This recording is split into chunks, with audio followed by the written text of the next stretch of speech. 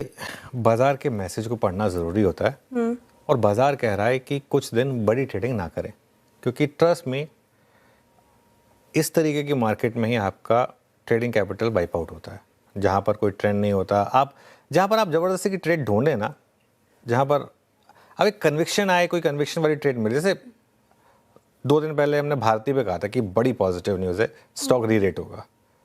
वहाँ पर अगर आपने ट्रेड ले लिया और उसके बाद आप उसमें बने रहे तो अच्छा पैसा बना। ये देखिए आज 2000 क्रॉस हो गया। जब न्यूज़ आई थी हम 1890 पर या 1900 पर थे, है ना। एक हफ्ते का चार्ट अगर आप देख लें तो 1900 के करीब पर थे, 1910 पर थे, 90 रुपये का मूव आ गया। तो या तो आपको कन्विक्शन मिले, वरना रेंज को आप स्मार्टली ट्रेड करें। लेकिन एक चीज़ समझ लें, अगर आप रेंज को भी स्मार्टली ट्रेड कर रहे हैं, आज भी निफ्टी ने दोनों तरफ के स्टॉप लॉस नहीं छुए। मॉर्निंग का जो रेंज थी हमारी 24,250 से 24,450 की थी, है ना। अभी भी हम देखें तो उस रेंज में ही है। उस रेंज से 46 पॉइंट ऊपर का हाई है, उस रेंज से 46 पॉइंट नीचे का हाई है और 46 पॉइंट ऊपर का लो है। अब शायद कोशिश कर रहा है निफ्टी उस रेंज से बाहर आने की, शायद वो भी शायद है, पता नहीं सक्सेसफुल होगा या नहीं होगा, ठीक है। लेकिन ऐसी ट्रेड्स में आपको 50-60 पॉइंट मिल रहे हैं। मतलब ये क्यूटनेस की बात है कि आप एकदम ही लो पे ले लेंगे और एकदम हाई पे बेच देंगे, वो कोई नहीं कर पाता है, ठीक है। और वो पोस्टमार्टम में अच्छा लगता है, लेकिन जब आप लाइव ट्रेडिंग कर रहे होते होंगे तो ऑब्वियसली आप 50-60 पॉइंट से ज़्यादा नहीं कमा पाएंगे, ठीक। क्योंकि एक अगर आप लॉन्ग ट्रेड भी ले रहे हो तो पहले वेट तो करेंगे ना कि हाँ उस लेवल पे सपोर्ट ले रहा है नहीं। अब आप जैसे बहुत ईजी कहना कि अब 24,450 पे शॉर्ट, लेकिन वो कन्विक्शन तो आना चाहिए ना शॉर्ट करने का, ठीक है। तो ऐसी मार्केट ना श्रेया नॉर्मली ना काफ़ी टायरिंग मार्केट होती हैं, जिससे मैं वर्ड यूज़ करता हूँ टायरिंग मार्केट। और इसीलिए ऐसी मार्केट में बहुत ज़रूरी होता है कि आप ओवर ट्रेडिंग ना करें। अब जैसे हमने पिछले 3-4 दिन से बैंक निफ्टी पे एक व्यू लिया हुआ है कि हम सिर्फ लेवल बताते हैं लेकिन हम ट्रेड नहीं लेते हैं। कोई ट्रेड की बात नहीं हो रही, क्योंकि इस तरीके की मार्केट में आप नहीं ट्रेड कर पाएंगे। आपके दोनों तरफ के स्टॉप लॉस लगेंगे। बहुत ही स्मार्ट ट्रेडर हैं आप तो ठीक है, अच्छी बात है। ज़बरदस्ती ट्रेड ना ढूंढें, जैसे मैं कह रहा हूँ ट्रेड को अपने पास आने दें, ठीक है। ऐसे टेलीकॉम है, जैसे मैंने एक जिक्र किया था टेलीकॉम, और सिर्फ भारती क्यों, अगर आप वोडाफोन आइडिया देखें, वोडाफोन आइडिया पे ज़बरदस्त भागा है। और वोडाफोन आइडिया में तो रिजल्ट का भी ट्रिगर था, रिजल्ट आए उसके बाद ये न्यूज़ आई, यहाँ पर अच्छा आपको ब्रेकआउट मिला है। डिफेंस एक और पॉकेट है जो मजबूत है, हालांकि थोड़ी सी प्रॉफिट बुकिंग आ गई है हायर लेवल से डिफेंस में भी, लेकिन ये एक पॉकेट है जो फिर भी रिलेटिवली एक थोड़ी सी स्ट्रॉन्ग पॉकेट है, ठीक है। निफ्टी पर जहाँ तक अप्रोच की बात है, आपका सपोर्ट रहेगा 24,250 से 24,300 का, और रेजिस्टेंस रहेगी 24,450 से 24,500 की। बैंक निफ्टी पर सपोर्ट है आपका 57,100 से 57,300, जो आज सुबह भी हमने मेंशन किया था, और रेजिस्टेंस रहेगी आपकी 57,600 से 57,800, जहां पर आज का हाई भी प्लेस्ड है। क्या व्यू है? एक स्थिर closing but with in a range, क्या लग रहा है इस प्राइस पे क्या आउटपुट रहेगा? बिल्कुल वीरू, ये जो मैं आपको सैलरी दे रहा हूँ ये दोनों प्री क्लास और पोस्ट क्लास सेम ही रहेंगी, क्योंकि मुझे नहीं लगता कि इसमें कोई बहुत ज्यादा चेंज करने की जरूरत पड़ेगी। देखिए 24,450 से 24,500 क्लियरली वेल एस्टेब्लिश रेजिस्टेंस है मार्केट के लिए, कोई भी रैली वहीं पर आकर फेल हो रही है। और सपोर्ट 24,250 से 24,300 का वेल आइडेंटिफाइड है। अब इसमें आपको ध्यान रखें कि ये एक जब तक ये रेंज है तब तक इसी रेंज के एजेस को आपको ट्रेड करना है।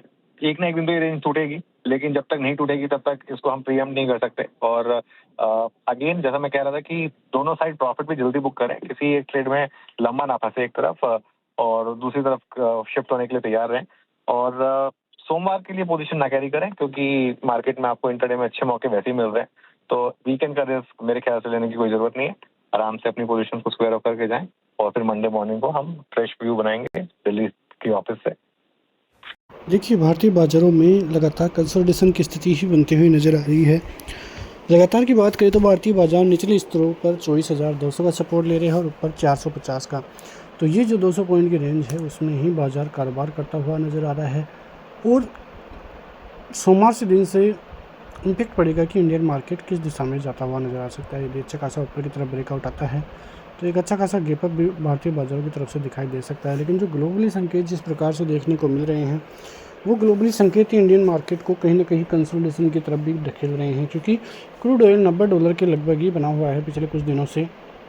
अब न तो कोई अच्छे खासे संकेत ग्लोबली देखने को मिल रहे हैं, क्योंकि हार्मोज की जिस प्रकार से स्थिति देखने को मिल रही है वैसी ही स्थिति फ़िलहाल दिखाई भी दे रही है। और न तो कोई जो युद्ध की स्थिति है उस पर कोई अपडेट आ रहा है और न ही हार्मोज को खुलने पे कोई अपडेट आ रहा है। तो इसीलिए चीज़ें जो है इतनी बेहतर देखने को नहीं मिल रही हैं। और आने वाले दिनों में भी स्थिति ऐसे ही देखने को मिल सकती है, क्योंकि जिस प्रकार से मानना था कि आने वाले दिनों में युद्ध की स्थिति पे चर्चा होगी और अपडेट आएगी, वैसा कुछ भी देखने को नहीं मिला। लेकिन ख़ास बात यह है कि इंडियन मार्केट की तरफ से अब FIIs की स्थिति अच्छी है। FIIs इंडियन मार्केट में अच्छी खासी चीज़ें दिखाई दे रही है, ख़रीदारी भी देखने को मिल रही है, और वैसे भी चीज़ें देखने को मिली तो इंडियन मार्केट की तरफ से आने वाले दिन काफ़ी पॉजिटिव रह सकते हैं। इंडियन मार्केट के लिए नेगेटिव पॉइंट केवल ग्लोबली संकेत है, जिनकी वजह से इंडियन मार्केट को काफ़ी नुकसान देखने को मिल रहा है। और एक और बड़ा संकेत है जो इंडियन मार्केट को गिरावट की तरफ धकेल सकता है, वो है 100% टैरिफ वाला बिल जो अमेरिकी संसद में पेश हुआ था और पास भी हुआ था। तो रसिया से तेल खरीदने के कारण यदि इंडियन मार्केट पे या इंडिया पे 100% टैरिफ लगता है तो फिर वहाँ से इंडियन मार्केट को काफ़ी बड़ा नुकसान दिखाई दे सकता है। लेकिन चीज़ें किस प्रकार से रहेगी वो अलग चीज़ है। इंडियन मार्केट में फ़िलहाल संकेत पॉजिटिव ही दिखाई दे रहे हैं और आने वाले दिनों में भी ये पॉजिटिविटी बढ़ती हुई ही नज़र आ सकती है, जिस प्रकार से अभी संकेत भी दिखाई दे रहे हैं।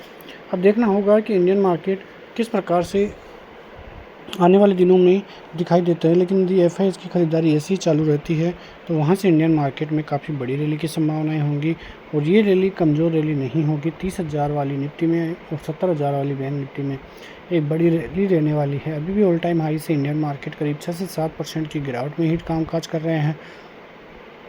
ग्लोबली मार्केट तो फिर भी करेक्शन का फेज दिखाई दे रहा है। आप देख लीजिए ताइवान, चाइना, कोरिया, इनके बाज़ारों में इतनी अच्छी रैली नहीं है, लेकिन इंडियन मार्केट फिर भी सही ठीक ठाक लेवल्स पे टिका हुआ है। फिलहाल 24,350 के ऊपर है, 24,450, 470 पार होते ही आपको 550, 750 तक के लेवल्स दिखाई देंगे। सपोर्ट जोन अभी भी 1-2 दिन का लो है, वही इनिशिएट रहेगा करीब 24,200, 250 का।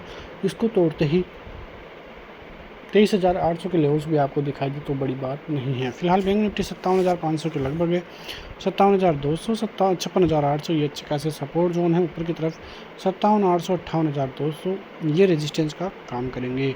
सेंसेक्स 68,000 के लेवलों पे है।